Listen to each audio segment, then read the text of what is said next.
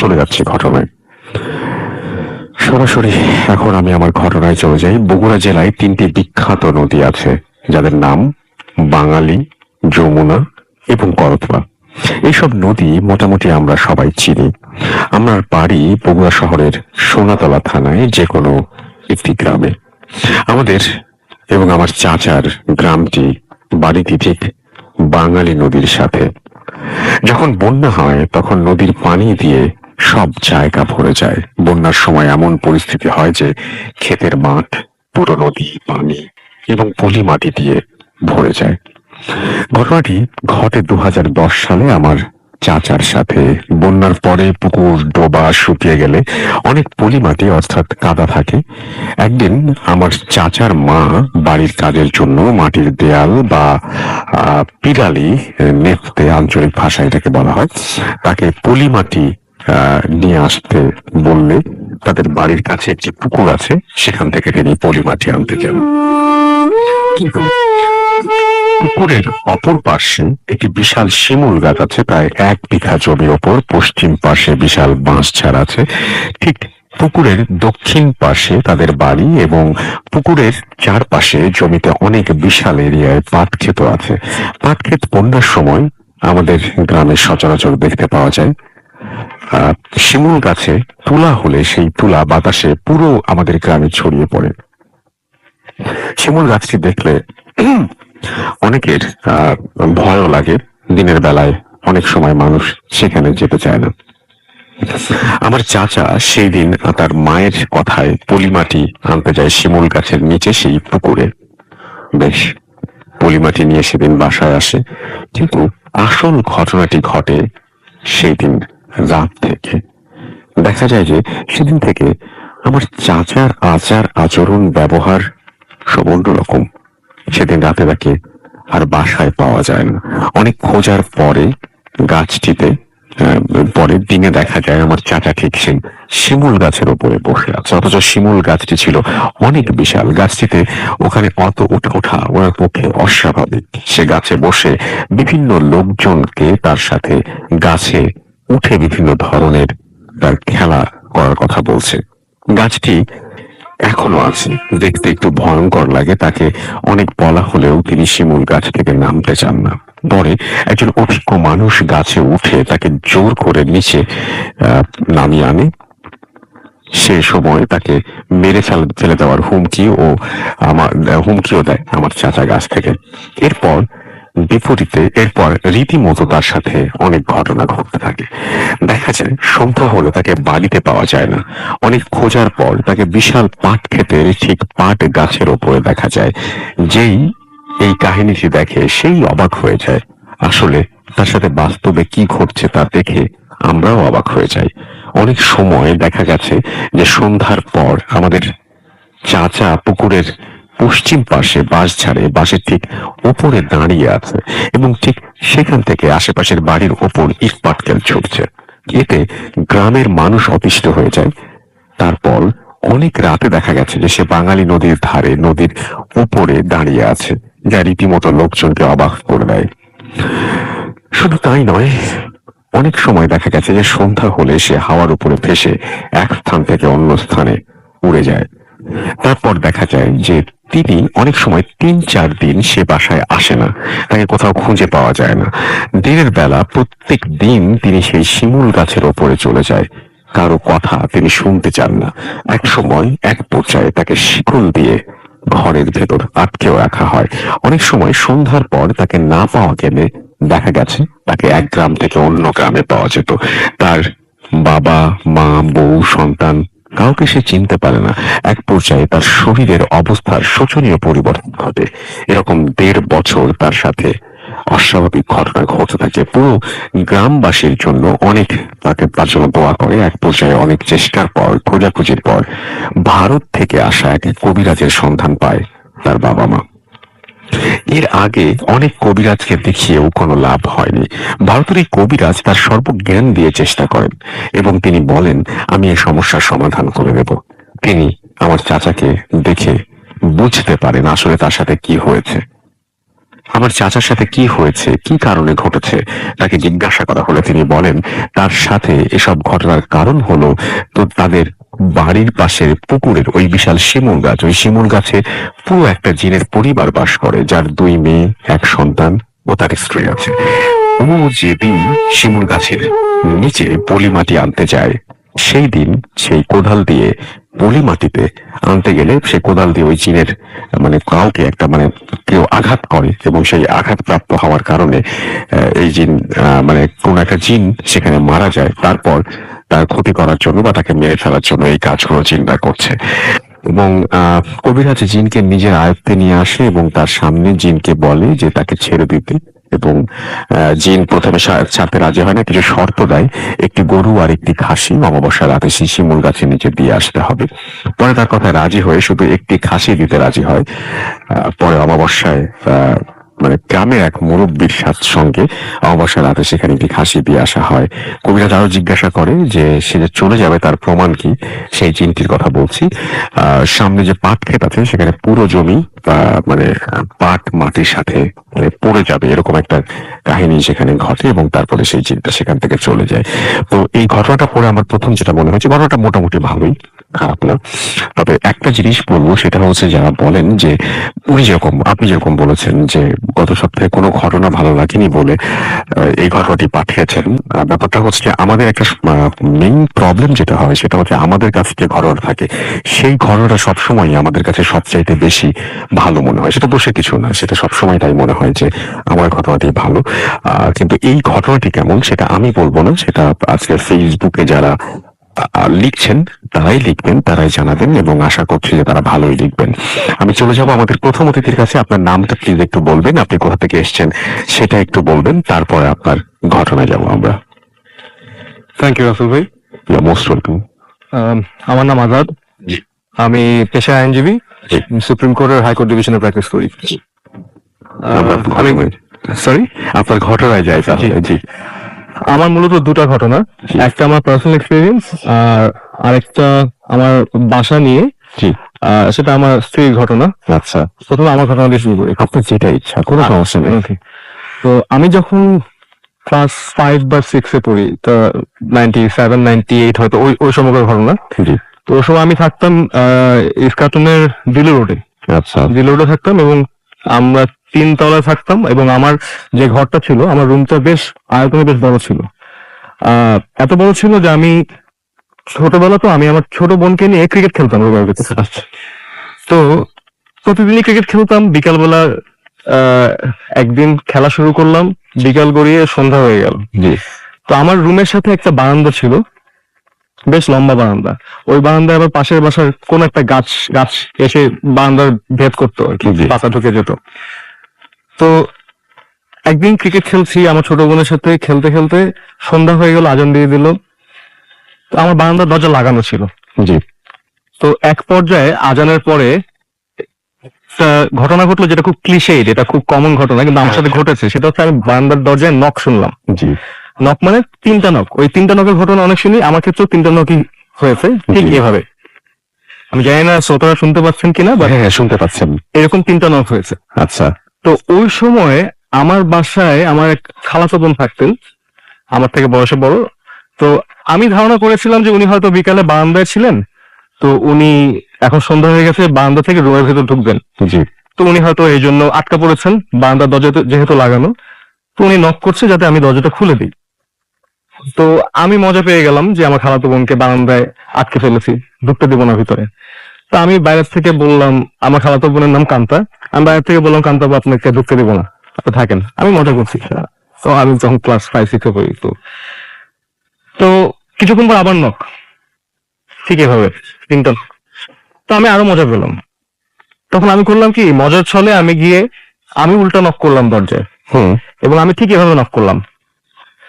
আমি নক করার সঙ্গে সঙ্গে ইমিডিয়েটলি আবার 3টা knock reply, as if respond করছে। আচ্ছা। তো আমি 3টা নক করলাম আর সঙ্গে সঙ্গে 3টা নক। এটা করার পর আমি কিছুক্ষণ আবার মজা নিলাম যে আপনাকে ভেতরে ঢুকতে দিব না। পরে আমি আবার গিয়ে নক করলাম, এবং আমার নক করার সঙ্গে সঙ্গে রিপ্লাই, 3টা নক। আচ্ছা। তো একটা পর্যায়ে গিয়ে আমি ভাবলাম যে আমার বড় বয়সে ওনাকে এরকম আটকে রাখবো না, তো খুলে দিলাম দরজা এবং স্বাভাবিকভাবে দরজার ওপারে কেউ ছিল না। এবং এটা আপনার সাথে একদম মানে মানে আপনার সামনাসামনি আপনার নিজের দেখা একটা ঘটনা, এবং এটা আশ্চর্যজনক। I've experienced it myself, এবং সেটাই। this is probably the only experience that I have come across. আমার নিজের একটা এক্সপিরিয়েন্স করার ঘটনা, এবং খুবই ক্লিশে ঘটনা। আমি অনেক ভূতের গল্প শুনেছি, আমি ছোটবেলা থেকে ভূতের গল্প শুনতাম যে নকিং এর বিষয়টা জি। আর 3টা নকের বিষয়টা। এই ক্ষেত্রে আমার ক্ষেত্রে তাই ঘটেছে, 3টা নক ঘটেছে, এবং পরে আমি তখন খুব ভয় পেয়ে গেলাম। আমি পরে আমার বাবাকে বললাম, উনি বললেন যে বাতাস, এয়ার প্রেসার, উনি ওনার মতো করে বুঝ দিচ্ছেন, কিন্তু আমি জানি আমি কি এক্সপিরিয়েন্স করেছি, এবং this was very clear distinct knocking sound. তো ওইটা হচ্ছে আমার প্রথম ঘটনা, আমি বেশ ভয় পেয়েছিলাম সেবার। আচ্ছা। এখন আমি আমার দ্বিতীয় ঘটনা যেতে চাই। হ্যাঁ, আমরা সেই বড় ঘটনাটার জন্য ওয়েট করছি, আমরা শুনি আপনার সেই ঘটনা। দ্বিতীয় ঘটনাটা মূলত আমার আগের বাসা নিয়ে। আমি রিসেন্টলি বাসা চেঞ্জ করেছি। আমি গুলশান একেই ছিলাম, এখনো গুলশান একে আছি, রাস্তা পরিবর্তন করেছি। আচ্ছা। তো নতুন বাসায় উঠেছি এই বছরের ফেব্রুয়ারি মাসে। তো আগের বাসায় আমি 3-4 বছর ছিলাম। তো 3-4 বছরই একটা ঘটনা খুব ডিস্টার্ব করেছে আমার ফ্যামিলিকে। তো আমি যে বাসায় ছিলাম সেটা হচ্ছে আয়তনে বেশ বড়। আমরা 3 জন ছিলাম, আমি, আমার ওয়াইফ আর একজন মেড, কাজের হেল্প করতো সে। তো 3 জনের জন্য আমরা 2600 স্কোয়ার ফিটের মতো একটা বিশাল বাসা ছিলাম। হিউজ হাউস ফর 3 পিপল, এবং আমাদের ফার্নিচার খুব কম ছিল, মিনিমালিস্টিক ফার্নিচার কম ছিল, সব ফাঁকা থাকতো বাসা মোটামুটি সবসময়। তো শুরু হয় প্রথম দিককার ঘটনায়। আমার ওয়াইফ একদিন দেখলো ও কিচেনে, আর আমার মেইন ডোরটা দিয়ে ঢুকলে সোজা বাসার অপর প্রান্ত হচ্ছে আমার স্টাডি রুম। তো আমার ওয়াইফ কিচেন থেকে দেখলো যে আমি মেইন ডোর থেকে ঢুকে আমার স্টাডির দিকে যাচ্ছি। তবে আমি হেঁটে যাচ্ছি না, আমি গ্লাইড করে যাচ্ছি। গ্লাইড কে বাংলায় হয়তো ভেসে যাওয়া বলে, হ্যাঁ ভেসে যাওয়া বলে। তবে মানে আমি এমন না যে শূন্যে ভেসে যাচ্ছি, মানে আমার মুভমেন্টটা এরকম যে আমি গ্লাইড করে ফ্লোট করে চলে যাচ্ছি আমার স্টাডি রুমের দিকে। এবং ও দেখলো যে যদিও আমি আমার মতো দেখতে, কিন্তু ওপাসিটিটা কম, মানে আমি মানে একটু ট্রান্সপারেন্ট, কিন্তু পুরো ট্রান্সপারেন্টও না। মানে আমার ব্যাপারে কিছু একটা মানে something different about me, something একটু অদ্ভুত কিছু একটা। তো আমাকেই দেখলো। পরে আমাকে, ও জানে তো আমি তখন বাসায় নাই, আমি তখন আমার চেম্বারে বসছি যেখানে থাকি। ও আমাকে ফোন করলো, তুমি কোথায়? আমি বললাম যে আমি তো অমুক জায়গায়। ও তখন ভয় পেয়ে গেল। This was her first experience. ও প্রথম এটা দেখলো, আমাকে দেখলো, এবং এরপর থেকে ও প্রায়ই আমাকে ওই বাসায় দেখতো এভাবে, এবং একই মুভমেন্টে দেখতো যে আমি মেইন ডোর থেকে আমার স্টাডি রুমে যাচ্ছি। আচ্ছা। এটা খুবই রেগুলারলি ও দেখতো। একটা পর্যায়ে ও প্রথম অনেক ভয় পেতো, একটা পর্যায়ে আমার মনে হয় ও এটা মেনে নিয়েছিল যে এটা দেখবেই সে। পরের ভয়টা আস্তে আস্তে চলে যায়, একটা মেনে নিয়েছিল। তারপরে ও আমার ইমেজের পাশাপাশি আরেকটা ইমেজ দেখা শুরু করলো, সেটা হচ্ছে একটা কালো, ভেরি ডার্ক অবজেক্ট, কালো বস্তু। এটাও আমি শুনেছি অনেক কমন, কালো বস্তু দেখে অনেকে। তো ও কিন্তু ভূতের গল্প টল্প শুনেও না, দেখেও না, পড়েও না। তো ওর কাছ থেকে আমি জানতে চাই যে তুমি কিরকম বস্তু দেখলা, কি মানে কালো বলতে কিরকম। তো ও যেটা ডিফাইন করলো এক্স্যাক্টলি যেটা অনেকেই দেখে, সেটা হচ্ছে হলো গিয়ে ফর্মটা বলা যায় না, এটাকে স্কোয়ার, সার্কেল, ফর্ম বলা যায় না, কিন্তু বোঝা যাচ্ছে এখানে কালো কিছু একটা আছে। তো ও এরকম দেখতো যে এই কালো বস্তুটাও এক জায়গা থেকে এক জায়গায় গ্লাইড করে যাচ্ছে। আচ্ছা। তো একদিন ওর একটা স্টাডি আছে ওই বাসায়, ও ছিল ওখানে। ওই স্টাডির ঠিক বাইরেই একটা কমন ওয়াশরুম ছিল। তো রাত 1টা-1:30টার দিকে ওর স্টাডিতে ছিল, আমি তখন আমার রুমে ছিলাম বসে। ও তখন দেখলো যে ওই বাইরে যে কমন ওয়াশরুম থেকে ওই কালো একটা বস্তু, অনেক টল, এটা তো অনেক উঁচু বস্তু, গ্লাইড করে আরেকটা রুমের দিকে চলে গেল। তো ওই দিনও খুব ভয় পেলো। ও সঙ্গে সঙ্গে স্টাডি থেকে বের হয়ে ওয়াশরুমের দরজাটা লাগিয়ে আমার কাছে গিয়ে বললো যে আমি এটা দেখেছি মাত্র। তো ও বেশ ভয় পাওয়াতে করলাম কি, আমি বললাম চল আমি দেখি কোথায় কি দেখলাম। পরে ও ওয়াশরুমের কাছে গিয়ে দেখলাম যে ওয়াশরুমটা খোলা। তখন ও বললো আমি কিন্তু ওয়াশরুমটা মাত্র লাগিয়ে গিয়েছি, এবং এটা খোলা থাকার কোনো কারণ নেই। আমি বললাম হয়তো তুমি লাগাও নাই, হয়তো তুমি মানে মনে ভুলে গেছো, এরকম কিছু একটা হবে, হয়তো ভয় পেয়েছো এই জন্য তুমি মনে করছো লাগিয়েছো। ও বললো না, আমি দরজা লাগিয়ে গিয়েছি। যাই হোক, এটা যে শুধু আমার ওয়াইফ এক্সপিরিয়েন্স করতো তা না, আমার বাসায় যে কাজের মেয়েটি ছিল, যে মেয়েট ছিল, ও এক্সপিরিয়েন্স করতো এবং ও আমাকেই দেখেছে কয়েকবার, একই জিনিস। আমাকেই দেখেছে যে আমি আমার মতো একটা ফিগার গ্লাইড করছি, এক জায়গা থেকে এক জায়গায় যাচ্ছি। ওর দেখতো এবং শুনতো মাঝে মাঝে, আমরা যখন কেউই বাসা থাকতাম না, ও শুনতো যে আমি ডাকছি ওকে, আমার কাজের মেয়েটাকে ডাকছি, নাম ধরে ডাকছি, বা আমার ওয়াইফ নাম ধরে ডাকছি, ও প্রায় শুনতো এবং ও বেশ ভয় পেত। ও ইনফ্যাক্ট ও একটা পর্যায়ে দিনের বেলা ওর যে রুমটা, ওখান থেকে বেরিয়ে হতো না, রান্নাঘর থেকে বেরিয়ে হতো না, ও ভয়ে বেরিয়ে হতো না। তো ও মেন্টালি ডিস্টার্ব হয়ে গেছিল। ওর আরেকটা ঘটনা যেটা হয়েছিল ওই বাসাতেই, একদিন সন্ধ্যাবেলায় আমার ওয়াইফ বাসায় এসছে, কলিং বেল বাজিয়েছে, ও যে ইয়ে দিয়ে লুকিং যে হোলটা দিয়ে দেখলো যে কে আসছে, ভিতর থেকে দরজা খুললো কাজের মেয়ে। খোলার পর আমার ওয়াইফ যখন ভেতর ঢুকে গেল, আমার কাজের মেয়ে দরজা লাগাচ্ছে না। আমার ওয়াইফ জিজ্ঞেস করলো, তুমি দরজা লাগাচ্ছ না কেন? আচ্ছা। বললো যে ভাইয়া কোথায়, মানে আমার কথা বলছে। তো তখন আমার ওয়াইফ বললো, তোমার ভাইয়া কেন এখন আসবে, তো অনেক রাতে আসবে। আমি কি দেখলাম আপনার পিছে দাঁড়ায় আছে। My God. মানে সে তখন ওই যে দরজার ফুটো দিয়ে দেখলো যে আমার ওয়াইফের পিছনে আমি দাঁড়িয়ে আছি। হুম। এই একটা ঘটনা ঘটলো। তো আমাদের তখন বাসার অবস্থা হলো কি, সবাই মোটামুটি ডিস্টার্ব। এগুলো রেগুলার দেখছি, আমি দেখতাম না। I be very honest, very frank, আমি দেখতাম না। আমি আমার দেখার অনেক চেষ্টা করেছি, আমি দেখতামই না। Somehow এটা কোনো সময় আপনার সাথে? আমার সাথে কখনো হয়নি। হ্যাঁ। তো একটা পর্যায়ে গিয়ে যখন সবাই খুব ডিস্টার্ব, তো আমার ওয়াইফের ফ্যামিলি সূত্রে পরিচিত একজন হুজুর আছেন, হুজুর আলেম বলবো না কি বলবো আমি জানি না, তো উনি এগুলো আর কি এগুলো নিয়ে উনি এক্সপার্ট আর কি। তো ওনাকে আনা হলো। একদিন আসলেন, আসার পরে উনি দেখলেন এবং উনি এসেই উনি বললেন যে হি ফেল্ট সামথিং, এবং উনি তারপরে বললেন যে যেটা এখানে আছে ক্ষতি করার জন্য আছে, এবং সে বাসায় স্থায়ীভাবে ঢুকতে চায়, এবং সে তার আলটিমেট পারপাস হচ্ছে আমার ওয়াইফের সাথে অ্যাটাচড হওয়া, এবং সেই জন্য সে আমার ফর্মটাই নেয় যাতে গ্রহণযোগ্যতা পায়। এটা উনি বললেন, উনি জেনে শুনে বলেছেন অবশ্যই। তারপর উনি বললেন যে এখানে এটার থেকে মুক্তি পেতে হলে আর অনেক রিচুয়ালস, অনেক কিছু করতে হবে। আপাতত উনি কি বলে পানি ছিটিয়ে দিয়ে গিয়েছেন, বাসার প্রত্যেকটা কোনায় পানি ছিটিয়ে দিয়ে গিয়েছেন। তারপর হাতে তালি দিয়ে শব্দ করে কিভাবে যেন কি করলেন, এগুলো করে গেছেন। তো উনি বললেন যে দিস ইজ ভেরি টেম্পোরারি, এটা খুব সাময়িক ভাবে এটা কাজে দেবে, খুব হ্যাঁ, অল্প দিনের জন্য এটা কাজে দিবে। এটা পার্মানেন্ট সলিউশন চাইতে হলে বড় কিছু করতে হবে। তো আমরা আর বড় কিছু করিনি, এবং আসলেই কিছুদিন ডিস্টার্বেন্স ছিল না, তারপর আবার চালু হয়েছে। তো এইরকম একটা ভীতিকর পরিস্থিতিতে আমরা 4 বছর মতো ছিলাম। তারপর আমরা এই ফেব্রুয়ারিতে ওই বাসা থেকে মুভ করি। এর মাঝে একটা কথা বলে রেখে, আমার একটা ফ্রেন্ড, খুব ক্লোজ ফ্রেন্ড, ওর নাম রেজওয়ান, অনেক পুরোনো ফ্রেন্ড। ওর আবার একটা স্কিল আছে, সেটা হচ্ছে, স্কিল বলবো না, একটা ফিচার, ও সেন্স করতে পারে। ও সেন্স করতে পারে, এবং এটা ওর রাশির জন্য কিনা আমি জানি না, বাট ও লিব্রা, মোস্ট প্রবলি তুলো রাশি, হ্যাঁ। তো ও সেন্স করতে পারে। ও একদিন আমার বাসায় আসলো, বাসায় এসে আমার স্টাডিতে গিয়ে তারই ওয়াশরুমে গেল, এবং ওর সঙ্গে সঙ্গে বলে দেয় সামথিং হিয়ার, কিছু একটা আছে। He felt something. ও আমাকে দেখালো, প্রত্যেকটা পশমও দাঁড়িয়ে গেছে, তো আমি দেখলাম, এবং সে পুরো বাসা ঘুরলো, কিছু কিছু স্পটে গিয়ে বললো যে আমি এখন কিছু ফিল করছি। হি ফেল্ট বোধহয় হেভি ফিল করছিল, বা গুজবাম্পস হচ্ছিল, যেগুলো হয় আর কি, যেগুলো হয়। তো এইগুলো আমরা এক্সপিরিয়েন্স করতে করতে ফাইনালি এই ফেব্রুয়ারিতে মুভ করলাম। যেটা লাস্ট ঘটনা ঘটলো ফেব্রুয়ারিতে, সেটা হচ্ছে মুভ করা শেষ, নতুন বাসায় গেলাম। এই জায়গাটা আমার খুব ইন্টারেস্টিং লেগে আসলে। তো নতুন বাসায় উঠলাম, ওই দিন সব ফার্নিচার মুভ করা হয়ে গেছে, কিছু জিনিস পুরান বাসায় বাকি ছিল।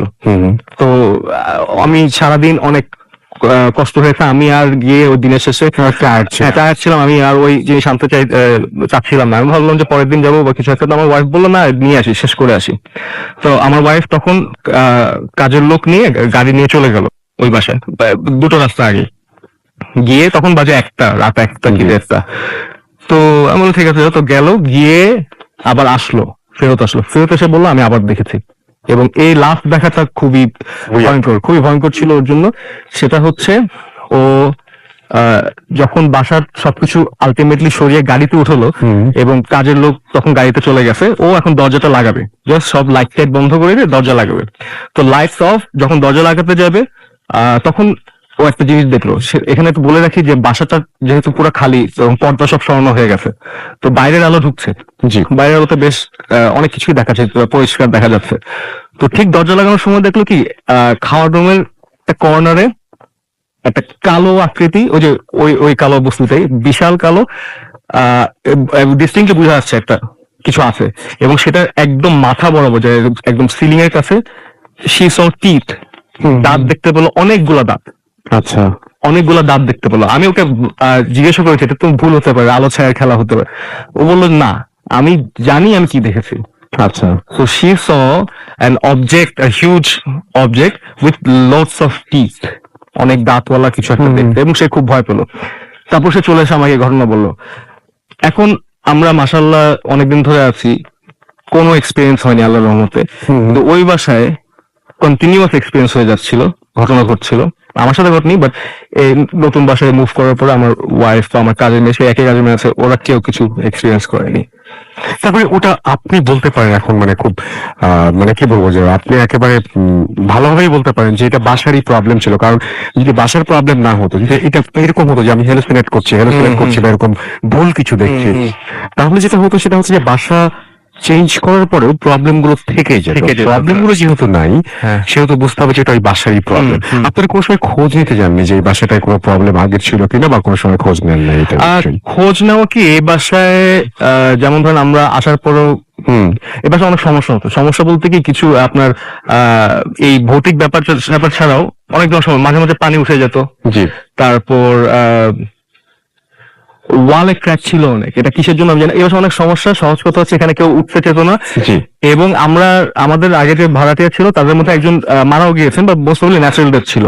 হ্যাঁ, এটা নিয়ে আমি কোনো কানেকশন ড্র করতে যাচ্ছি না, বাট আমরা কোনো কানেকশন ওই অর্থে পাইনি, বা কাউকে হয়তো ওইভাবে জিজ্ঞাসা করা হয়নি যে এখানে কিছু হয়েছে কিনা, বাট আমরা এক্সপিরিয়েন্স করেছি, তারপর আমরা সরে এসেছি আর কি।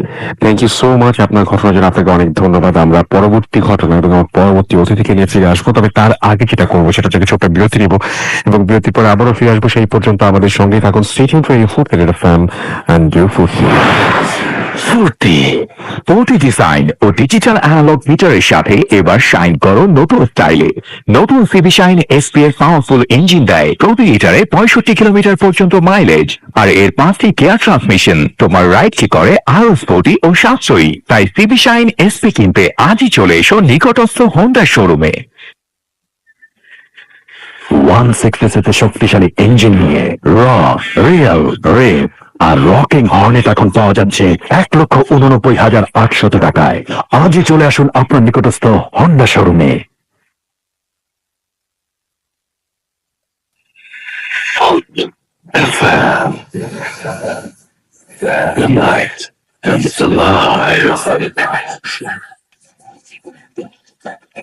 বিশ্বাস করা আপনার ব্যাপার।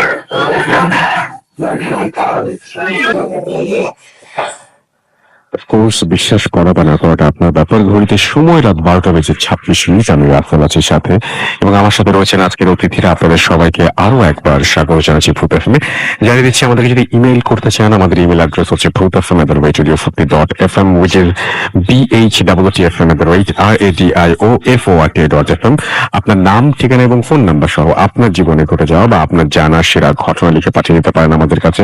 ঘটনার শুরুতে অবশ্যই উল্লেখ করুন যে ঘটনাটি আপনি স্টুডিওতে এসে শেয়ার করতে চান, নাকি আপনি চান আপনার ঘটনা আমরা পড়ে শোনাই। যারা দেশের বাইরে রয়েছেন তারা সরাসরি অডিও ক্লিপ পাঠাতে পারেন বা লিখেও পাঠাতে পারেন ঘটনাটি। আর আমাদের দুটো পেজ রয়েছে, সেই পেজ দুটোর মধ্যে প্রথম যেটি, সেটা হচ্ছে www.facebook.com/radiofurti and www.facebook.com/bhutfm.raffel। এই দুটো পেজে এসে আপনি অবশ্যই জানাতে পারেন যে আপনার কেমন লাগছে, কি ঘটনা, মানে কোন ঘটনা কেমন লাগছে, সে সমস্ত আপনি আমাদের চাইলেই জানিয়ে দিতে পারেন। আর আমাদের এছাড়াও আপনারা লিখতে পারেন আমাদের টুইটারে, সেখানে আপনারা লিখতে পারেন। যেমন আমি কিছু পত্রিকা এখন যারা লিখছেন তাদের কিছু পড়ছি আমি, যেমন অনেকেই লিখছেন এখানে। এমডি নাইম রেজা আমাদের লিখছেন, আজকের ঘটনাগুলো খুব ভালো। টুইটার খুঁজে পাওয়া খুব সহজ, RUSSENBHWTFM ভূত এফএম আপনারা পেয়ে যাবেন। আচ্ছা, অন্য নীরব আমাদের সঙ্গে আছেন, এবং 5 জন অন্ধকার রুমে তারা শুনছেন নাটোর থেকে আপনাদের পাঁচজনকে অনেক অনেক ধন্যবাদ আমাদের সাথে থাকার জন্য। এমডি আরিফুর রহমান আছেন, দ্বিতীয় ঘটনাটি ভালো ছিল, ইয়েস আমার তাই মনে হয়েছে। সাফওয়ান শান্ত আমাদের সঙ্গে আছেন, ঘটনাগুলো ভালো। আমাদের সঙ্গে আছেন আহমেদ হোসেন বায়েজিদ এবং তিনি বলছেন আমি বগুড়ার বৃন্দাবন পাড়া থেকে বলছি। আমাদের সাথে আছেন নাইম এবং আমাদের সাথে আছেন এবি আসিফুর রহমান চট্টগ্রাম থেকে। আমাদের সাথে আছেন আহমেদ আচ্ছা পড়ছি। আমাদের সাথে আছেন দেখতে পাচ্ছি এমডি মুসাহিদ এবং তিনি রাজশাহী থেকে শুনছেন। আমাদের সাথে আছেন সামিউল ইসলাম শাকিল, দারুণ ঘটনা তিনি লিখেছেন, যেটা একটু আগে বলছিলেন। আমাদের প্রথম অতিথি তার ঘটনাতে অনেক প্রশংসা করেছেন। আমাদের সাথে আছেন দেখতে পাচ্ছি এস আওয়াজ এবং তিনি রাজশাহী থেকে শুনছেন, বৃষ্টি স্নাত আবহাওয়ায় ভালো লাগছে। আমাদের সাথে আছেন দেখতে পাচ্ছি এছাড়াও সাইফুল ইসলাম, তিনিও বগুড়া থেকে শুনছেন। প্রথম স্টোরিটা ভালো লাগলো কারণ এই এলাকাগুলো ফিল করেছি। আচ্ছা, আমাদের সাথে আছেন দুর্জয় রয়, আমাদের সাথে আছে এবং তিনি বলছেন সেকেন্ড স্টোরিটা ভালো লেগেছে তার কাছে। এমডি আসাদুজ্জামান নূর মুবিন আমাদের সাথে আছেন, লিখেছেন নাইস স্টোরি। আমাদের সাথে আছেন দেখতে পাচ্ছি অনেক দারুণ ঘটনা লিখেছেন শামীমুল ইসলাম শাকিল। এছাড়াও এমডি ইমরান হাসান আমাদের সঙ্গে আছেন, আমাদের সঙ্গে আছেন শামীম, আমাদের সাথে আছেন দেখতে পাচ্ছি এছাড়াও আরো অনেকেই। থ্যাংক ইউ ভেরি মাচ যারা আমাদের সঙ্গে আছেন, পুরোটা সময় আশা করছি আমাদের সঙ্গে থাকবেন। আমাদের যে ভূত এফএম যে ফেসবুক পেজ দেখতে পাচ্ছি DWF আরমান আমাদের সঙ্গে আছেন এবং তিনি শুনছেন গুলশান থেকে এবং অনেক ভালোবাসা আপনাকে লিখেছেন তাই। শহীদ হাসান আমাদের সঙ্গে আছেন এবং 3 নম্বর স্টোরিটা ভালো লাগলো। আব্দুল্লাহ আল মামুন আমাদের সঙ্গে আছেন এবং তিনি বলছেন যে আমি পড়তে বসেছিলাম, বসার পরে আপনার এই ঘটনাগুলো শুনে আর বই খুলতে পারছি না। ওকে, মোহাম্মদ শাহরিয়া শেখ আমাদের সঙ্গে আছেন খুলনা থেকে। কে কাউসার আহমেদ আছেন আমাদের সঙ্গে আছেন আরিফুর রহমান রিয়ন। এছাড়াও মেহেদি হাসান সানি আমাদের সঙ্গে আছেন আওয়াজ হাসিব। এছাড়াও নয়ন রাজ আমাদের সঙ্গে আছেন, মিরপুর 1 থেকে শুনছেন তিনি। এমডি হুসাইন আমাদের সঙ্গে আছেন দেখতে পাচ্ছি রিয়ন খান, প্রিয়াঙ্ক রয় রিয়াদ আমাদের সঙ্গে আছেন এটি আহমেদ। এছাড়াও আছেন তানভীর, এছাড়াও আমাদের সঙ্গে আছেন দেখতে পাচ্ছি মোহাম্মদ আল আমিন খান আছেন আমাদের সঙ্গে দেখতে পাচ্ছি পলাশ আছেন, জুবাইর আল কুরেশি আছেন, রাতুল রেহান আছেন, এছাড়াও আমাদের সাথে ফিরোজ কবির আছেন, মোহন রয় মোহন, এছাড়াও তালহা তাবাসসুম রিয়া আমাদের সঙ্গে আছেন আমাদের সঙ্গে এমডি সাকিব আছেন, আল সাইফ, মুস্তাফিজুর খান আমাদের সাথে আছেন দেখতে পাচ্ছি, আদ্রিতা আফরিন, এছাড়াও আছেন এনবি দুলন আমাদের সাথে আছেন দেখতে পাচ্ছি, মাইশা, এছাড়াও আছেন আমাদের সঙ্গে দেখতে পাচ্ছি সনবিন ফারহানা জুথি, খালিদ হোসাইন আমাদের সঙ্গে আছেন দেখতে পাচ্ছি রাকিব হোসাইন, এছাড়াও আছেন আমাদের সঙ্গে দেখতে পাচ্ছি দিগন্তের শেষ নিলয়, আরজে হাসিব, এফ এ হোসাইন, সাদি ফাহিম, তাজরুল হিমেল, মুস্তাফিজুর রহমান আমাদের সাথে আছেন, বজরুল ইভান সহ আরো অনেকে। থ্যাংক ইউ ভেরি মাচ যারা আমাদের সঙ্গে আছেন। আশা করছি পুরো সময় আমাদের সঙ্গে থাকবেন। আমরা চলে যাবো আমাদের দ্বিতীয় অতিথির কাছে। প্লিজ কাইন্ডলি আপনার নামটা বলবেন, কোথা থেকে এসেছেন, তারপর আপনার ঘটনা। থ্যাংক ইউ রাসেল ভাই। আমি মোহাম্মদ কামরুজ্জামান জুয়েল, আমি ধানমন্ডি থেকে এসেছি। আমি পেশায় একজন আইনজীবী এবং একটা বেসরকারি ব্যাংকে আইন বিভাগের কর্মকর্তা আছি। জি, থ্যাংক ইউ ভেরি মাচ আমাদের সাথে এবং কষ্ট করে এসেছেন। আশা করছি যে আপনাদের ঘটনাগুলো যারা শুনছেন খুব ভালো লাগবে। চলুন আমাকে বড় ঘটনা দিয়ে শুরু করি। যদি যে দুটো ঘটনা আমি বলতে চাচ্ছি, সে দুটো আসলে আমার আব্বুর সাথে ঘটে যাওয়া। জি, তো আমি প্রথমটা দিয়ে শুরু করছি। জি। তো আমার প্রয়াত আব্বু জনাব মতিউর রহমান এলাকার একজন প্রখ্যাত মুক্তিযোদ্ধা, জি, এবং এলাকার একজন সাহসী লোক হিসেবে পরিচিত ছিলেন, যার সম্পর্কে এলাকায় অনেকেই জানেন। জি। তো ঘটনাটা আব্বুর সাথে ঘটে যাওয়া 82 কি 83 সালের দিকের ঘটনাটা। তো ঘটনাটা ঘটে এইভাবে, বাজারে আমাদের ওষুধের দোকান ছিল। জি। আমাদের জেলাটা টাঙ্গাইলে, ঘাটাল থানা কোন একটা গ্রাম। তো দোকানপত্র শেষ করে আব্বা বাড়ির দিকে যাচ্ছেন, পথিমধ্যে একটা স্কুল পড়বে, প্রাইমারি স্কুল। সেই প্রাইমারি স্কুলটা যখনই আব্বা অতিক্রম করতে যাবেন, এই সময় ওনার সামনে হঠাৎ করে একজন লোক উনি দেখতে পান এবং লোকটা আব্বার সামনে সামনে হাঁটা শুরু করেন।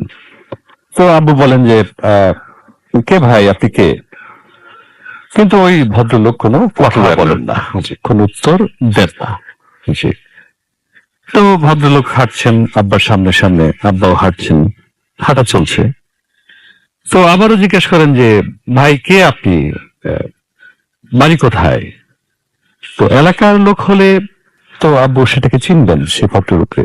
কিন্তু সেই ভদ্রলোকের ড্রেস আপ, গেট আপ বা চলন ভঙ্গিতে মনে হচ্ছে না যে ওই ভদ্রলোকটি আমাদের গ্রামের পরিচিত বা বা এলাকার এই এলাকার, জি। জি। তো এইভাবে বারবার প্রশ্ন করার পরেও উত্তর দেন না এবং ভদ্রলোক কোনো কথা বলেন না। জি। তখন আব্বুর মধ্যে এক ধরনের একটা জিদ চাপে যে ঠিক আছে, দেখি আমি তাহলে একটু জোরে বা দ্রুত হেঁটে গিয়ে আমি ভদ্রলোককে একটু ধরার চেষ্টা করি, সামনে গিয়ে দাঁড়ানোর চেষ্টা করি যে আসলে উনি কে, আচ্ছা। পরিচয়টা বা চাক্ষুষ ভাবে দেখি যে এত কথা বলছি, সে আমাকে কোনো পাত্তাই দিচ্ছে না। তো যাই হোক, আব্বা ওনার হাঁটার গতি বাড়ান, কিন্তু কনসিডেন্টালি ওই ভদ্রলোকও ওই হাঁটার গতিটা, ভদ্রলোক আগের যিনি উনি বাড়াচ্ছেন কিনা বোঝা যায় না, কিন্তু আব্বু দূরত্বটা কোনোভাবেই, ব্যবধানটা কমাতে পারেন না। একটা নির্দিষ্ট দূরত্বেই ওই ভদ্রলোক হাঁটতে থাকেন। আচ্ছা। তো কিছু দূর গিয়েই আমাদের গ্রামের বলা ঠিক না, আসলে ওটা আমার নানার বাবার ওয়ার্কশপ করে দেওয়া একটা বিশাল গোরস্থান আমাদের, ওটা আমাদের পারিবারিক গোরস্থান হিসেবে ব্যবহার করা হয়। তো ওটা হাতের ডান পাশে পড়বে, আর হাতের বাম পাশে আমাদের বংশের দুই দাদা আছেন, আমাদের বংশেরই, ওনারা বাড়ি করেছেন, নতুন বাড়ি করেছেন। আগে যে পুরাতন ভিটে যেটা ছিল সেখান থেকে ওনারা ওইখানে গিয়ে নতুন বাড়ি করেছেন। তো যিনি হাঁটছিলেন উনি হাঁটতে হাঁটতে আব্বা ওনাকে আর ধরতে পারলেন না। তো ওই যিনি হাঁটছেন আগন্তুক, উনি হাঁটতে হাঁটতে ওই নতুন যে বাড়ি করেছে আমার দুই দাদা, ওখানে ঢুকে গেলেন। তো ঢুকে যাওয়ার পর আব্বা যথারীতি নর্মালি বাড়ি ফেরার পথে ওই দাদিদের সাথে দেখা করে কথা বলেই বাড়িতে যান। আর যেহেতু ওই লোকটা ওই বাড়িতে ঢুকে গেলেন, তো আব্বা যথারীতি ঢুকলেন, ঢুকে খোঁজাখুঁজি করলেন যে আশেপাশে কোথাও আছে কিনা দেখি, কারণ এত দ্রুত সময়ে কোনো ঘরে ঢুকে যাওয়া তার সম্ভব না। তো যাই হোক, আব্বা দুই দাদিকে এই ঘটনা বলেন যে কোনো গেস্ট এসেছে নাকি কাকি, বা কোনো অতিথি এসেছে কিনা বাড়িতে এরকম দেখছে বা এরকম পোশাক পরা। তো দুই দাদি বললেন যে আসলে না, এরকম কেউ আসেনি। তো বললো যে ঠিক আছে, তাহলে তুমি রাত হয়ে গেছে, খেয়ে যাও। তো আব্বা বললো যে না কাকি, আমি চলে যাই, বাড়িতে গিয়ে খাবো, আমাদের বাড়ির রাস্তা এখান থেকে 300 মিটার হবে, 300 মিটার। তো আব্বা ওই দাদুদের কাছ থেকে বিদায় নিয়ে বাড়ি থেকে বের হবেন, ওই বাড়ি থেকে। তো বের হওয়ার সময় ওই লোক আবার স্কুল ঘরের সামন থেকে, মানে যেভাবে হাঁটা শুরু করেছিলেন, তো জাস্ট ওই বাড়ি থেকে আব্বাও বের হয়েছেন, ওই ভদ্রলোক আবার আব্বার সামনে সামনে হাঁটা শুরু করলেন। তখন আব্বা বললো যে কে, উনি কোনো কথা বললেন না। তো এইবার উনি একটু রেগেই গেছেন বা একটু ইগোতে লেগেছে হয়তো, জি, যে আমি এত সাহসী, এলাকা আমার এত সাহসের সুনাম, যখন এই এলাকায় বাঘ থাকতো তখন চ্যালেঞ্জ করে আব্বা ওই জঙ্গলের ভিতর দিয়ে রাতে টর্চ লাইট ছাড়া পার হওয়ার রেকর্ড একমাত্র আব্বারই আছে। যখন বাঘে গ্রামের অনেকের গরু শিকার করে নিয়েছে গোয়ালঘর থেকে, আমাদের নিজেদের গরু নিয়েছে, আমার নানুদের গরু নিয়েছে, সেটা নিয়ে ওই তখন এতই জঙ্গল ছিল, আমরাও ছোটবেলায় দেখেছি, ওখানে গিয়ে আমরা ওই রাস্তা দিয়ে যেতাম না। কিন্তু আব্বা সেটা চ্যালেঞ্জ করে রাতে গভীর রাতে টর্চ লাইট ছাড়া ওই জঙ্গলের রাস্তা পার হয়েছিলেন ওনার, যখন এটা মুক্তিযুদ্ধের 1 বছর আগে 70-তে। এটা এলাকার মানুষই বলেছে, আমি শুনেছি। আচ্ছা। তো আর ওয়েল বিল্ড মানুষ আব্বা, যথেষ্ট সুগঠিত মানুষ, দৈহিক শক্তিও যথেষ্ট। তো কিন্তু ওই ভদ্রলোক কোনো পাত্তা দিচ্ছে না আব্বাকে এবং প্রশ্নের কোনো জবাব দিচ্ছে না। আব্বা বলে ঠিক আছে, তুমি যেই হও তোমাকে আমি ধরবই। তো আব্বা ওনার হাঁটার যে গতি, পেস বাড়ানোর চেষ্টা করেন এবং বলতে গেলে এক ধরনের জগিং এর মতো করে দৌড়ি দেন ওনার পিছিয়ে পিছিয়ে। জি। বাট ওই ভদ্রলোকের যে গতি বা ব্যবধান, যেটা আপনি যতই দৌড়াচ্ছেন উনি ওই নির্দিষ্ট দূরত্বেই উনি পথ চলছেন, হেঁটে যাচ্ছেন।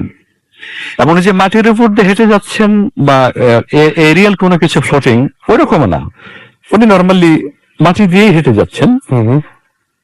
হালকা শব্দও হচ্ছে, জি। কাঁচা রাস্তা, তখনও পাকা হয়নি, এখন পাকা হয়ে গেছে ওটা। কোনোভাবে পাত্তা দিচ্ছেন না, কোনো কথার জবাব দিচ্ছেন না। তো আব্বা ভাবলেন যে ঠিক আছে, আমি তোমার পিছে পিছে একটা নির্দিষ্ট জায়গা আছে, উনি মনে মনে ভাবছেন যে এরপরে তুমি সেই জায়গাটা আর পার হতে পারবে না। সেটা হচ্ছে আমাদের গ্রামেরই পূর্ব দিকে একটা, তখন ওখানে একটা তেঁতুল গাছ ছিল এবং ওখানে একটা নালার মতো ছিল, যেখানে আসলে অলমোস্ট তীব্র শীতের সময়টা ছাড়া নর্মালি ওখান দিয়ে হেঁটে পার হওয়া যেত না। সেটা আমরাও দেখেছি, অনেক গরু পড়েছে সেখানে। সারফেসটা হয়তো অ্যাপারেন্টলি দেখা যাচ্ছে যে ড্রাই, শুকনা, কিন্তু আসলে রাসেল ভাই বিষয়টা হচ্ছে যে নিচে থকথকে কাদা, লাল মাটি, সেখানে অনেক গরু পড়েছে। দেখেছি গরুগুলো কিভাবে তুলতে হয়, সেটা আমরা দেখতেও গিয়েছি যে গরু আটকা পড়েছে, ওখানে গরু আর উঠতে পারছে না। তো আব্বার ধারণা হচ্ছে যে ওখান থেকে এই রাস্তাটুকু পার হওয়ার ক্ষমতা কোনো অন্তত হিউম্যান বিং এর নেই, সম্ভব না, তার সম্ভব না। রাইট। হয়তো তাকে ওই ডান পাশে যে বাড়ি আছে, জি। ওই বাইপাস দিয়ে ওনাকে পার হতে হবে। আচ্ছা। কিন্তু ওই আগন্তুক বা অশরীরী, উনি অশরীরী না, শরীরী, যেভাবে হাঁটছেন, উনি ওই ডান দিকে যে বাইপাসটা, যেটা অন্য মানুষদের বাড়ির উপর দিয়ে, সেটা দিয়ে না গিয়ে উনি সরাসরি ওই যে রাস্তাটা নালা ছিল, ভয়াবহ নালা, যেখানে মানুষও পার হতে পারতেন না, সেই দিকেই গেলেন। তারপর মনে মনে খুশি হলেন যে ঠিক আছে, এখন তো তুমি ওই জায়গাটা পার হতে পারবে না। রাইট। হ্যাঁ জি, এখন তোমাকে ঘুরতে হবে, ঘুরলে তোমার সাথে আমার ফাইট হবে বা যাই হোক, আমি দেখবো সেটা। তো আব্বাকে অবাক করে দিয়ে ওই যে লোক, ওই যে অংশটা, যে বিভৎস কাদাময় এবং যেটা আসলে নর্মালি পসিবল না, পার হওয়া যায় না, সেটা উনি অবলীলায় পার হয়ে চলে গেলেন। তখন আব্বা একটু ঘাবড়ে গিয়েছেন, বললো যে আমার একটু সিক্স সেন্স বললো যে না, তুমি আর আগাও না, এবং আমার শরীরটা একটু কাটা দিয়ে উঠলো, একটু গুজবাম দেখা দিল। আচ্ছা। না, আমি বোধহয় আর আগানো ঠিক না। তখন ওপারে গিয়ে ওই লোকটা, আবার যেভাবে বলেছেন আমার স্পষ্ট মনে আছে, ওপারে গিয়ে জাস্ট 3টা হাতের তালি দিয়েছে, বেশ জোরে 3টা হাতের তালি, 3টা ক্ল্যাপিং করেছেন। এবং সুস্পষ্ট ভাবেই আব্বা বলেছেন যে আমি শুনতে পেয়েছি সে নাকি স্বরে বলেছে, মানে একটা নাকি স্বরে, যে এইবার তুই বেঁচে গেলি। আচ্ছা। এইবার তুই বেঁচে গেলি।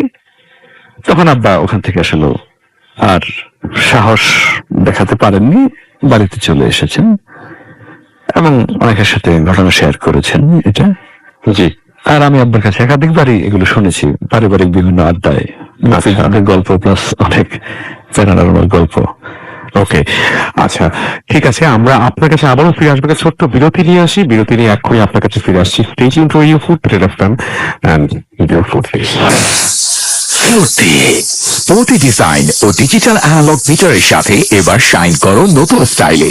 নতুন CB shine SPS powerful engine দেয় প্রতি লিটারে 65 কিলোমিটার পর্যন্ত মাইলেজ, আর এর 5টি গিয়ার ট্রান্সমিশন তোমার রাইডকে করে আরো স্পোর্টি ও সাশ্রয়ী। তাই সিবি শাইন এসপি কিনতে আজই চলে এসো নিকটস্থ হোন্ডা শোরুমে। 1.6 শক্তিশালী ইঞ্জিন নিয়ে রক, রিয়েল, রেড আর রকিং হর্নেট এখন পাওয়া যাচ্ছে 1,89,800 টাকায়। আজই চলে আসুন আপনার নিকটস্থ হন্ডা শোরুমে। প্রিয় 88 FM।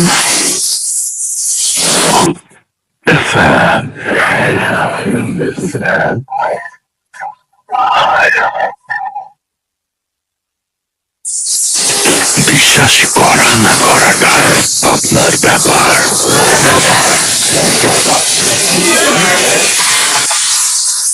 ওয়েলকাম ব্যাক, শুনছেন রেডিও ফুড রেড এফএম, আমি রাসেল আসির সাথে, এবং চলছে ভূত এফএম। আপনাদের সবাইকে আরো একবার স্বাগত জানাচ্ছি এবং আশা করছি যে আজকে যে ঘটনাগুলো, এই ঘটনাগুলো আপনাদের ভালো লাগছে এবং আপনারা সবসময় আমার সাথে আছেন। যেটা করবো সেটা হচ্ছে যে আরো একবার আপনাদের জানিয়ে দিব যে আমাদের ইমেল অ্যাড্রেসটা হচ্ছে ভূতএফএম@radiofutki.fm, which is BHWTFM@RADIOFORT.FM। আপনার নাম, ঠিকানা এবং ফোন নাম্বার সহ আপনার জীবনে ঘটে যাওয়া বা আপনার জানা সেরা ঘটনা লিখে পাঠাতে পারেন আমাদের কাছে। ঘটনার শুরুতে অবশ্যই উল্লেখ করুন যে ঘটনাটি আপনি স্টুডিওতে এসে শেয়ার করতে চান, নাকি আপনি চান আপনার ঘটনা আমরা পড়ে শোনাই। যারা দেশের বাইরে আছেন তারা সরাসরি অডিও ক্লিপ পাঠাতে পারেন বা লিখেও পাঠাতে পারেন ঘটনাটি। আমি যেটা করব সেটা হচ্ছে আমাদের যে রেডিও ফুডকির পেজ, সেখান থেকে কিছু কমেন্ট পড়বো। মাসুদ হাসান সুমন আমাদের লিখেছেন নাইস স্টোরি ভাইয়া। অন্তর হোসাইন আমাদের সাথে আছেন এবং টাঙ্গাইল থেকে তিনি আছেন আমাদের সঙ্গে। আমি আজকেও বলবো যে আপনারা যারা দেশের বাইরে রয়েছেন তারা কমেন্ট করার সাথে সাথে আমাকে ইনবক্স করবেন, যাতে আপনাদের কথা আমরা বলতে পারি, কারণ এত কমেন্টের মধ্যে হারিয়ে যায়। আপনারা অনেক কষ্ট করে বিভিন্ন জায়গা থেকে অ্যাপ দিয়ে শোনেন, আপনাদের কথা একটু বলতেই চাই। আপনাদের কেমন লাগছে সেটাও আপনারা অবশ্যই জানাবেন। আর এমডি সফরান আমাদের সাথে আছেন এবং ভূতে ফোন শুনতে অনেক ভালো লাগছে লিখেছেন। অভিষেক বিশ্বাস আছেন যশোর থেকে। তারিন ইসলাম শোভন আমাদের সাথে, শাওন আমাদের সাথে আছেন, আমাদের সাথে রাকিব হোসেন জুয়েল, এছাড়াও আমাদের সাথে আছেন দেখতে পাচ্ছি সামিউল ইসলাম শাকিল, দারুণ ঘটনা আমাদের সাথে আছেন দেখতে পাচ্ছি তানভীর, এবং তার চারজন মিলে শুনছেন। রাতুল রিহান আমাদের সাথে আছেন, আমাদের সাথে আছেন লিপন কুমার। দ্বিতীয় ঘটনাটি খুব ভালো লেগেছিল, আরো ভয় পেতে চাই, উত্তরা থেকে লিখেছেন তিনি। আমাদের সাথে বাইজিদ মন্ডল সোহাগ আছেন, আমাদের সাথে আছেন দেখতে পাচ্ছি জুনায়েদ আল নাইম, গল্পটা সুন্দর ছিল। আমাদের সাথে আছেন প্রিন্স সজীব বরগুনা থেকে শুনছেন, আমাদের সাথে আছেন শরীফুল ইসলাম, এছাড়াও সাব্বির আহমেদ সাদাফ আমাদের সাথে আছেন, আমাদের সাথে আছেন তানভীর, আমাদের সাথে আছেন দেখতে পাচ্ছি এছাড়াও অনামিকা চৌধুরী, এবং আমাদের সাথে আছেন দেখতে পাচ্ছি এই মুহূর্তে অভিষেক বিশেষের আমি পড়েছি আগেও। সুরাইয়া সুলতানা আমাদের সঙ্গে আছেন, চিটাগং থেকে শুনছেন তিনি। আব্দুল্লাহ আল মামুন আমাদের সাথে আছেন এবং আজকে তিনিও শুনছেন আমাদের সাথে। অদৃশ্য চিরকুট আমাদের সঙ্গে আছেন, আমাদের সঙ্গে আছেন এস শিহাব খান স্যাম আছেন, তিনি বরিশাল থেকে। এছাড়াও মোহাম্মদ আব্দুল মোতাল্লিব চৌধুরী চট্টগ্রাম থেকে শুনছেন আমাদের। এমডি শুভ আহমেদ আমাদের সাথে আছেন এবং প্রথম স্টোরিটা তার কাছে ভালো লেগেছে। সামিউল শাকির আমাদের সাথে আছেন, 1980 যে স্টোরিটা সেটা দারুণ ছিল। তানভীর মিক্স আমাদের সাথে আছেন, আমাদের সাথে আছেন দেখতে পাচ্ছি এমডি মেহেদি হাসান সানি, আর রকি শিকদার দুর্জয় আমাদের সাথে আছেন। রাতুল আমাদের সাথে আছেন, আমাদের সাথে আছেন সুমন পারভেজ আমাদের সাথে আছেন দেখতে পাচ্ছি, এছাড়াও তানভীর হাসান রিফাত সহ আরো অনেকে। থ্যাংক ইউ ভেরি মাচ যারা আমাদের সঙ্গে আছেন এবং আশা করছি পুরোটা সময় আমাদের সঙ্গে থাকবেন। এখন যেটা করবো সেটা হচ্ছে সরাসরি চলে যাবো আমাদের দ্বিতীয় অতিথির কাছে। আপনার নামটা একটু আরো একবার বলবেন এবং তারপর আপনার দ্বিতীয় ঘটনায় যাব। আশা করছি তার ঘটনা আপনাদের ভালো লাগছে। জি, ধন্যবাদ রাসেল ভাই। আমি মোহাম্মদ কামরুজ্জামান জুয়েল, আমি ধানমন্ডি থেকে এসেছি। তো ভাই, আমার যে দ্বিতীয় যেটা আমি শেয়ার করব সেটাও আব্বুর সাথেই ঘটে যাওয়া ছোট্ট একটি ঘটনা। জি, বাট এটা আব্বু নিজে এক্সপিরিয়েন্স করেছেন এবং আমাদের বলেছেন। তো গ্রামের যে বাজার আমাদের, জি, গ্রামের বাজার থেকে বাজারঘাট বা ঔষধের দোকান এগুলো বন্ধ করে শেষ করে আসার পথে আমার নানু বাড়ি পড়ে। জি, ইনফ্যাক্ট আমার আম্মু আমাদের মানে বংশের আর কি, মানে একই বংশের সম্পর্কে আমার বাবা মা কাজিন হন ওরা। জি, তো একই গ্রামেই আমার নানার বাড়ি। তো আব্বু আসার পথে ভাবলেন যে ঠিক আছে, তাহলে আমি যেহেতু যাচ্ছি তাহলে একটু আমার শাশুড়ি মাকে দেখে যাই। আমার খালাম্মাও আছে একজন, যিনি আমাদের নানার সাথেই থাকেন, একটু খোঁজ খবর নিয়ে যায়, যেহেতু আমার নানা মারা গিয়েছেন 77-এ। তো আব্বা ছেলের মতোই ছিলেন অনেকটা। জি। তো আব্বা যখন নানুদের বাড়িতে ঢুকবেন, তো ঢুকে গিয়েছেন, এই সময় দেখতে পেলেন যে আমাদের সময়কার নানুরা তো এমনিতেই লম্বা ঘোমটা দিতেন, ইউজুয়ালি গ্রামের মহিলারা এখনো দেন। তো আব্বা দেখতে পেলেন যে স্পষ্ট ভাবেই যে ওনার শাশুড়ি মানে আমার নানু বদনা নিয়ে বাথরুমের দিকে যাচ্ছেন। আচ্ছা। তো বদনা নিয়ে বাথরুমে যাচ্ছেন, এই অবস্থায় তার কথা বলার দরকার নেই। তো আব্বু সরাসরি নানুদের ঘরে চলে আসেন। জি। তো ঘরে এসে উনি প্রথমেই একটু অবাক হন, যেটা দেখেন যে আমার নানু তো হাম্মামদিস্তায় পান প্রসেস করছেন, মানে পান উনি পান ছেড়ছেন, যে উনি পান খাবেন আর কি। তো তখন আব্বু আমার খালামণি যিনি, তাকে বললেন যে মমতা, একটা জিনিস আমি বলি, এটা তুই আবার অন্য ভাবে নিস না। ইয়ে, আম্মা কি এখনই বাথরুমে গিয়েছিল নাকি?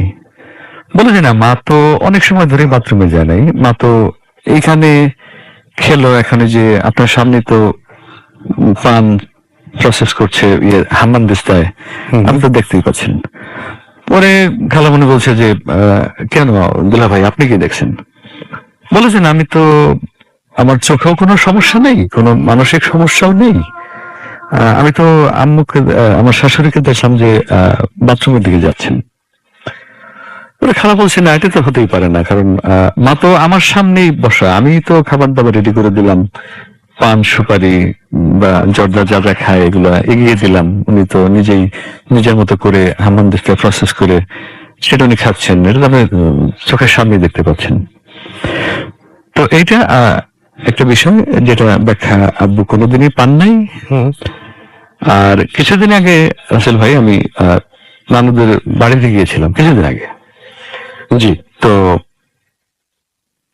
ওখানে একটা ঘটনা ঘটেছে কিছুদিন আগে, সামন কমিট সুইসাইড। আচ্ছা, ফাঁসি দিয়ে মারা গিয়েছে ওনাদের একদম চৌহদ্দির মধ্যেই আর কি। জি, তো আমি তো খালাদের সাথে খুব দুষ্টামি করি যে খালা, তোমরা কিছু দেখো না? কয় তুমি কি বলতে চাও? আচ্ছা, আমি বললাম না, আমরা যতটুকু ছোটকাল থেকে তো তোমরাই বলছো যে অতৃপ্ত আত্মা যেগুলো, এগুলো তো সৃষ্টিকর্তা কখনো ফেরত নেন না, এগুলো তো ইহা জগতে এদিক সেদিক ঘোরাঘুরি করে, অতৃপ্ত হয়ে হন্যে হয়ে এই চতুর্দিকে একটা নির্দিষ্ট পেরিফেরির মধ্যেই থাকে। জি, দেখতে চাও? আমি বললাম না, দেখার মতো হয়তো শক্তি বা সাহস কোনোটাই এমন নাই। জি, পরে আমাকে বললো যে তুমি যদি দেখতে চাও, তুমি আজকে রাতে তাহলে আমাদের বাড়িতে থেকে আজকেও দেখতে পারবা। আমি বললাম কেন, এটা কি তোমরা এরকম জিনিস কি ডেইলি দেখো? হ্যাঁ, আমরা তো ডেইলি দেখি। কিরকম? মানে একটা আব্বু যেটাকে দেখেছিলেন ওই আমার নানির প্রতিমূর্তি রূপে, আসলে এই মহিলাটা এখনো প্রতি রাতেই ওই ভিটায় দেখা যায়, মানে এই বাড়ির একটা নির্দিষ্ট জায়গায় ওনাকে প্রতিদিনই দেখা যায়। আমার যে খালু আছেন ওখানে, উনিও আমাকে বললেন যে হ্যাঁ, এটা তো আমি প্রতিদিনই দেখি। আমি বললাম খালু যান, আপনি ভয় পান না?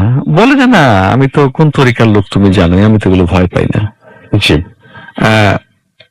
তো খালা বলে যে গত রাতেও তো ওখানে বদনা নিয়ে বসেছিল, গত রাতেও ওই বুড়ি তো বদনা নিয়ে এখানে বসেছিল, অথচ এই বাড়িতে তো বৃদ্ধা মহিলা নেই, অনেকদিন হয়ে গেছে, সেটা আমি নিজেই জানি। বলে তুমি যদি দেখতে চাও তাহলে আমাদের এখানে থাকো, তুমি রাতে জানলা খুলে দেখতে পারবা, ওই যে ওই জায়গায় বসে থাকে। খালা বললো যে টর্চ ধরো, আমি টর্চ ধরলাম একটা নির্দিষ্ট দিকে, বললো যে ওই জায়গায় তো বসে থাকে। আমি বললাম তোমাদের কোনো ভয় ভীতি বা ক্ষতি? কয় না, এটা তো আসলে বহুদিন ধরেই আছে। জি, তো এটা এই বুড়ি মহিলা কে বা কি, সেই অতৃপ্ত আত্মা কিনা, বা কিসের মানুষে, কিসের আশায় বা কি জন্য ঘুরে বেড়ায়, সেটা আসলে ভাই অজ্ঞাত এবং ব্যাখ্যাতীত। আচ্ছা, ওকে, যেটা ব্যাখ্যা কেউ পায়নি, ওই বাড়িরও কেউ পায়নি। জি, আমার আব্বা তো বিজ্ঞান মনস্ক মানুষ ছিলেন, শিক্ষিত মানুষ ছিলেন। জি, উনি এগুলো ইনফ্যাক্ট বিশ্বাসও করতেন না। জি, বাট এই দুইটা ঘটনার পর থেকে বলেছিলেন যে হ্যাঁ, যে কোরআন শরীফের জিন যেটা আছে, এটা দুষ্টগুলো হতে পারে, বাট কিছু আছে আমাদের সেন্সের বাইরে, আমাদের বোঝার বাইরে, দেখার বাইরে। জি, হয়তো অনেক কিছু আছে। ওকে, তো এই আর কি। আসল ভাই, সময় পেলে আরো গল্প আছে, শেয়ার করবো ইনশাল্লাহ। Thank you so much. আপনার ঘটনার জন্য আপনাকে অনেক ধন্যবাদ এবং আমাদেরকে অনেকটা টাইম দিয়েছেন, এই জন্য আপনাদেরকে ধন্যবাদ।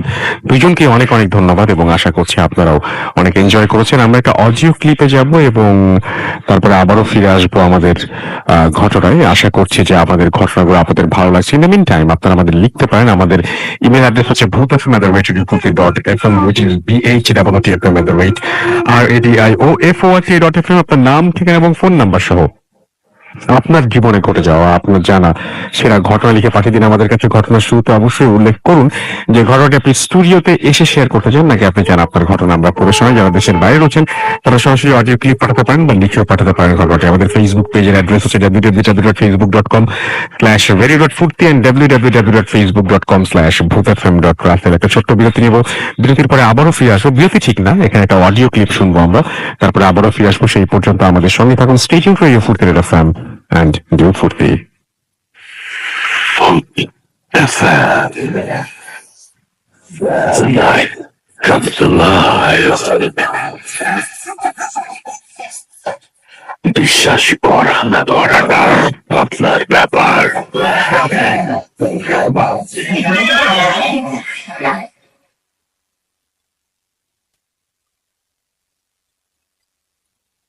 হ্যালো রাসেল, আসসালামু আলাইকুম। আমি আইডিন ঢাকা থেকে বলছি। জিজ্ঞেস করবো না কেমন আছেন, আমি জানি আপনি ভালো বলে সবসময় ভালোই আছেন, দোয়া করি যেন ভালো থাকেন। আমি ফিল্মের অনেক অনেক বড় একজন ফ্যান, কখনোই কোনো এপিসোড মিস করি না। আর তো হ্যাপটিক একটা দেখে এসে ফুটে ফিল্মটা শুনলে অনেকটাই নিজেকে ফ্রেশ মনে হয়, আরো অনেক দৌড়ে যাবেন এই দোয়া রইল। এখন ঘটনাতে আসা যাক। আজকে আমি যে ঘটনাটি শেয়ার করব সেটা আমার নিজের সাথেই ঘটা। যদি ভালো লাগে তাহলে শ্রোতাদের শোনাবেন।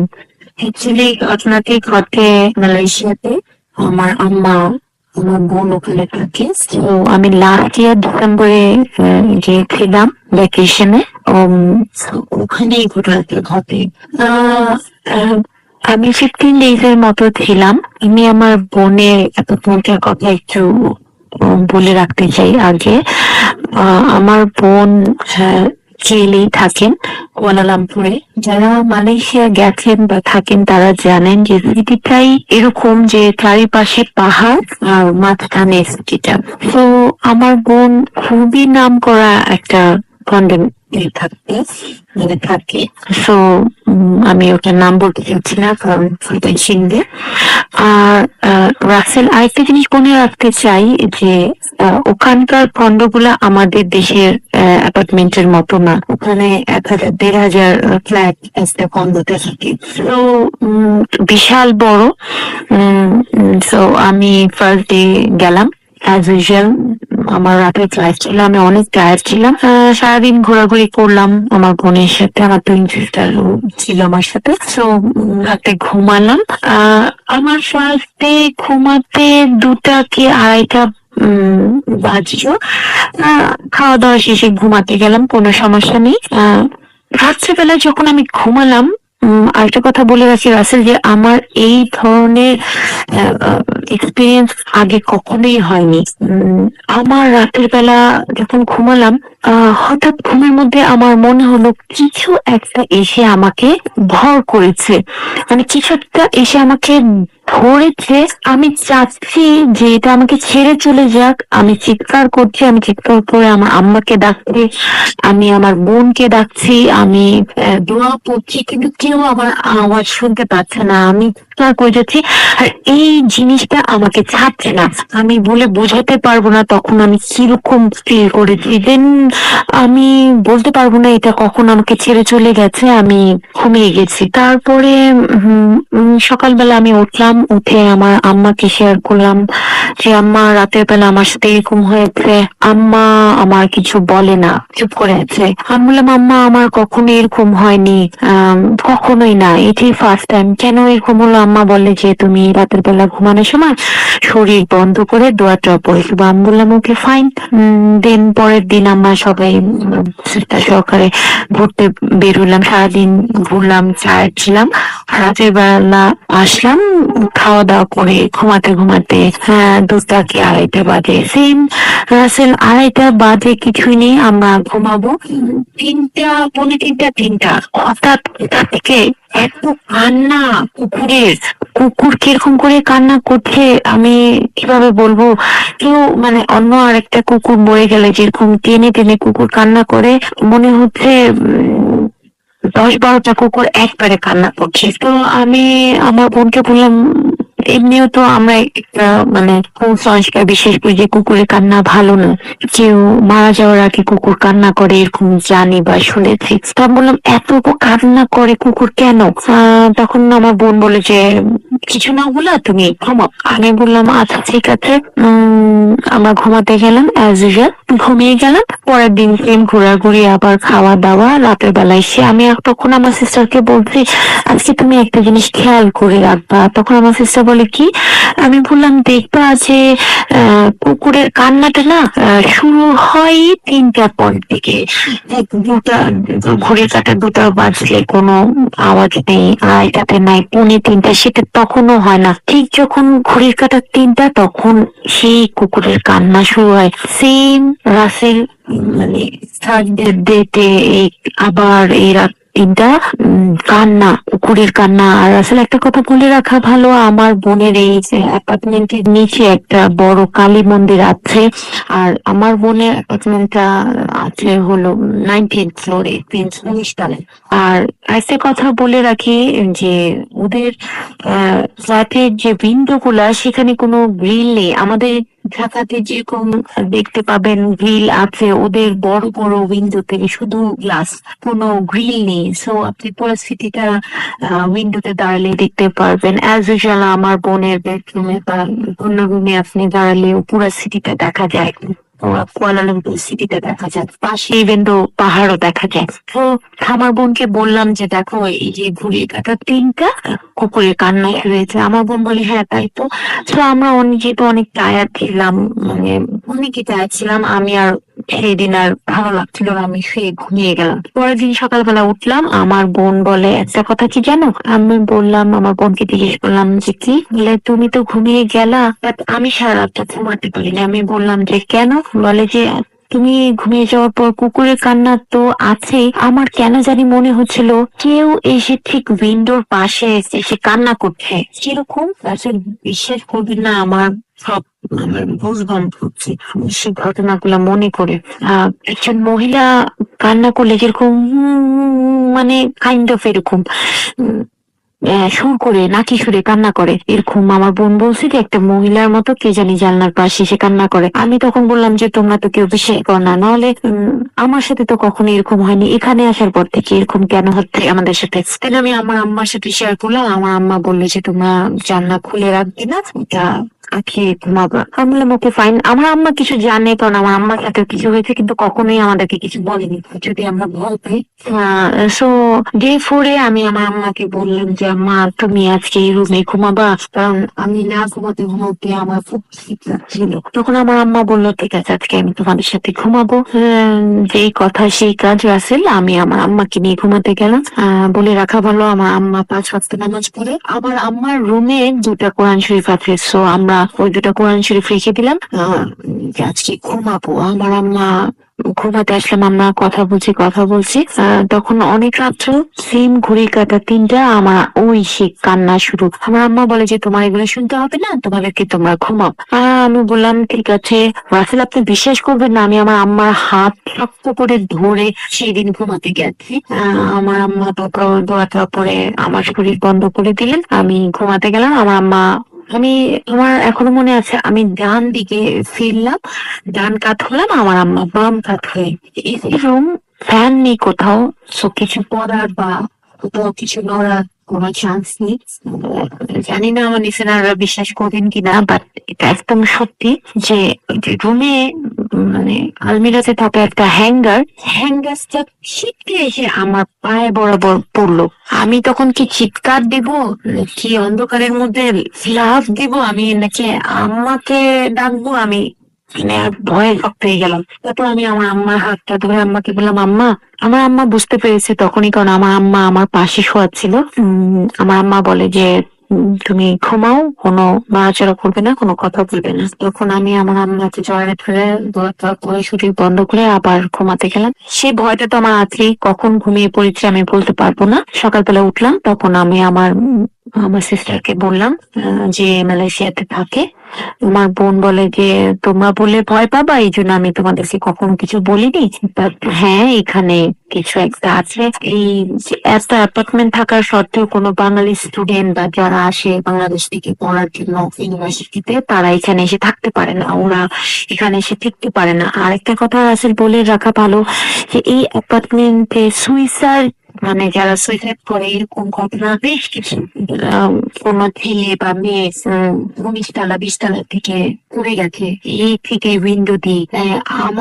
আমরা আসার 2 দিন পরে আরেকটা মেয়ে সুইসাইড করেছে। মানে আমার বোন বলে যে তোমরা বললে বিশ্বাস করবে না যে আমি তো এই বাসায় থাকি, রাতের অন্ধকারে যখন তুমি শুয়ে আছো বাথরুমের দরজাটা হঠাৎ খুলে যাবে, খুলে ধরো কোনো মহিলার একটা অবয়ব দেখা যাবে, তো ও ডাকে বা এমন কিছু।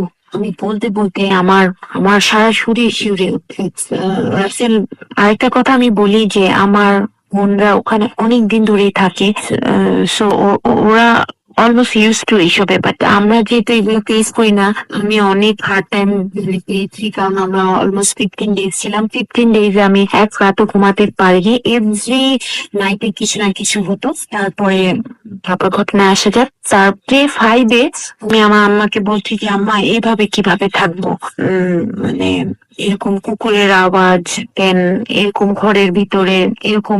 তারপর আমার আম্মা বললো যে আর কি করতে পারো, শরীর তো বন্ধ করে শুবে, লাইটটা তোমরা সুইচ অফ করো না, লাইটটা জ্বালিয়ে ঘুমাবা। আমি বললাম ওকে ফাইন, লাইট জ্বালিয়ে ঘুমাবো।